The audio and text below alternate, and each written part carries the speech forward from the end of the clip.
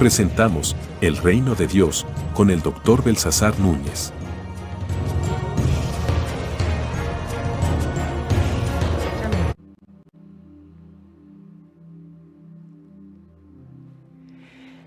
Estamos hablando en nuestros segmentos de estudio bíblico acerca de la relación que existe entre la iglesia y el reino de Dios. Hemos hablado casi exhaustivamente acerca de los conceptos del reino de Dios anteriormente y ahora le damos la bienvenida a usted que quiere escuchar y aprender un poco más acerca de cómo es que nosotros como miembros de la iglesia debemos funcionar, debemos buscar, debemos actuar para agradar a Dios como desempeñadores, como desarrolladores de este papel que nos toca cumplir como miembros del reino de Dios.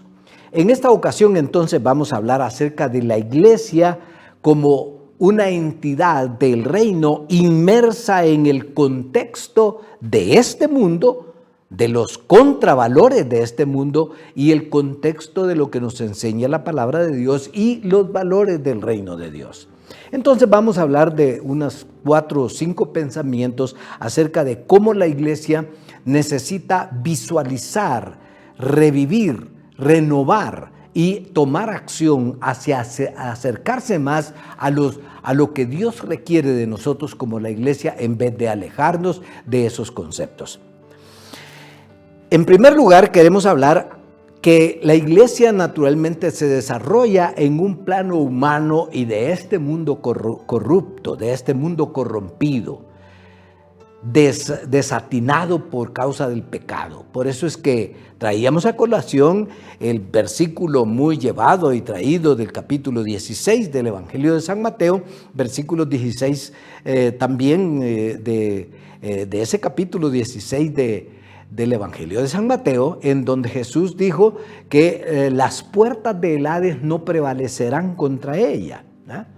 Es decir, las puertas del Hades, como decíamos en otra ocasión, son aquellas puertas que guardan encerrados todas las maldades y todos los valores impuros, todos los valores terrenales, todos los valores de este mundo, a los cuales la iglesia hay que llegar para romper las puertas del Hades y extraer, sacar de allí a todos los que están aprisionados por causa del pecado, a todos los que están aprisionados, seducidos por causa de la maldad y los valores de este mundo.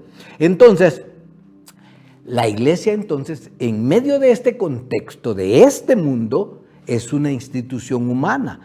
Y como nosotros vemos en el desarrollo histórico de la iglesia va deteriorándose y va perdiendo esos valores. Entonces aquí lo importante es pensar en cuál, como lo vamos a decir en una próxima ocasión, cuáles de estos elementos desempeñan grandes desafíos para la iglesia. Y este es un desafío, no dejarse vencer por esos valores, no dejarse vencer por los valores de los que salen del Hades, de dentro de las puertas del Hades, sino que nosotros lograr que ellos se conviertan al reino de Dios. Entonces, pero la iglesia es humana. La iglesia está hecha de hombres y mujeres como usted y yo, y nosotros tenemos la tendencia todavía a mirar a los valores de este mundo, a mirar a las riquezas, a mirar el poder político, a mirar las glorias y todos los beneficios que este mundo da.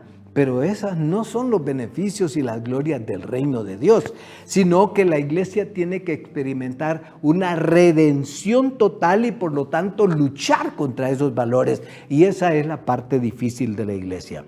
Entonces, como todas las instituciones humanas, la iglesia en este contexto del mundo tiende a corromperse.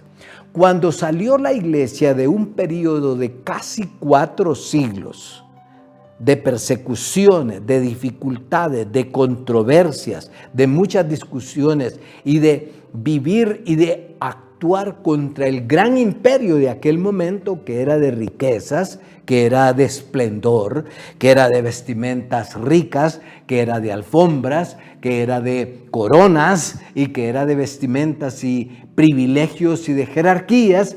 entonces cuando la iglesia salió de aquel período de persecución, entonces se acomodó y empezó a descomponerse. Tristemente, si usted lee la historia de la iglesia, al examinar la historia, encontramos que se corrompe por más de 1 milenio. Y llegamos hasta el siglo XVI con una iglesia muy corrompida, ansiosa de poder, ansiosa de riquezas, ansiosa de plataformas y de beneplácitos, de placeres, hasta el punto que la iglesia era dueña de medio mundo, podríamos decir, en términos de tierras, de riquezas, etcétera, etcétera. La iglesia no es para eso, no es un banco, no es una entidad económica para vivir en esplendores de las riquezas de este mundo, como lo hemos dicho anteriormente. La Biblia nos dice que debemos examinarlo todo y retener lo bueno. Entonces, como leemos en todo el libro de Apocalipsis, la iglesia es llamada a limpiarse en la sangre del Cordero, a lavarse en la fuente de aquel río cristalino que aparece en los capítulos 20 y 21 del libro de Apocalipsis, en aquellas aguas mansas y fructíferas. El Apocalipsis, que es el clímax de toda la revelación que tenemos en la palabra de Dios, nos llama a resistirnos a ese entorno de esa impureza, de ese pecado, de esa serie de valores de este mundo. Es llamada a la vida de santidad, es llamada a lavar las ropas en la sangre del Cordero, es llamada a purificarse, es llamada a hacer las primeras obras que había hecho al principio.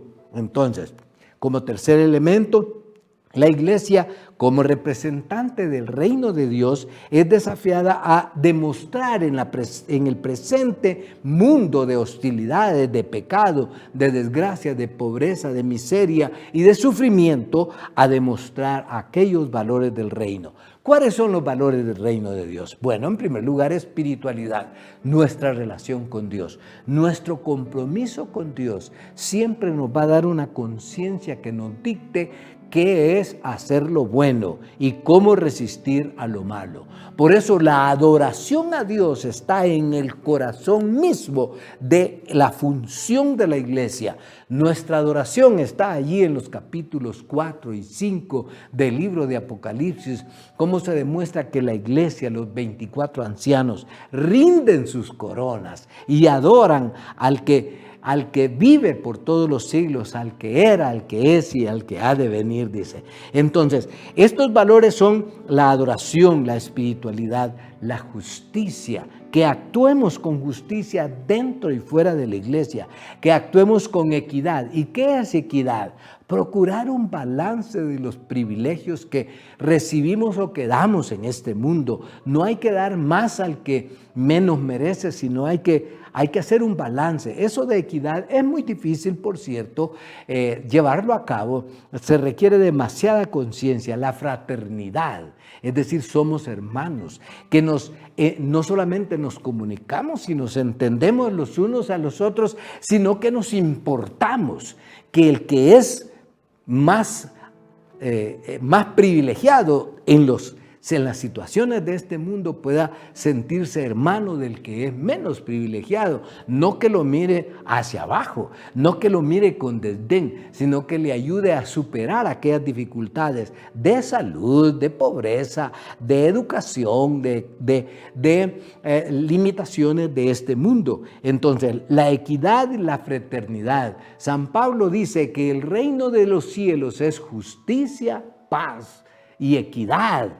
Dice, es paz. Donde existe la guerra, donde existen las rencillas, donde existe la intriga, allí no está el reino de Dios.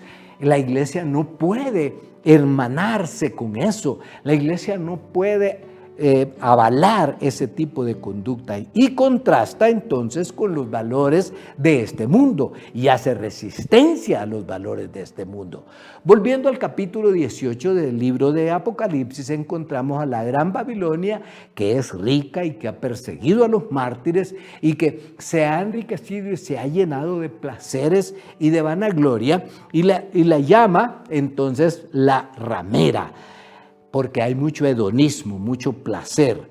Entonces, nosotros como iglesia, el cristiano tiene que resistir a toda costa el hedonismo, el dominio sobre otros por el poder mismo, el poder del dinero sobre los otros por el poder mismo del dinero. Y debemos de abrazar lo que es el servicio, lo que es las buenas obras, lo que es la bondad hacia los otros, de tal manera que, así como lo dice San Pablo, que nosotros debemos abundar en buenas obras. Todo lo que es bueno, todo lo que es justo, todo lo que es de buen nombre, en esto debemos pensar.